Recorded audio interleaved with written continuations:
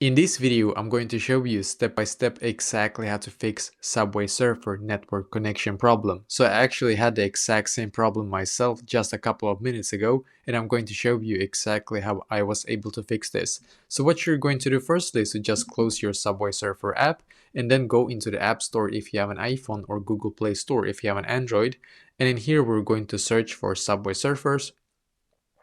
Scroll down and see if you have this update button in here. I actually had an update button it says open now, but before it said update. So when I clicked on the update button and then updated my app to the latest version, it seems to actually have fixed my problem. But if it still does not work for you, well, then what you can do is to just swipe in your phone like this and then quickly enable the airplane mode and then disable it right here, because what will happen is that you will now reestablish the connection to your Wi-Fi or to your mobile data, whatever you were using before, and you will get a stronger signal, and then you can just go back into your Subway Surfers and hopefully now it will work for you. So this is exactly how to fix this issue.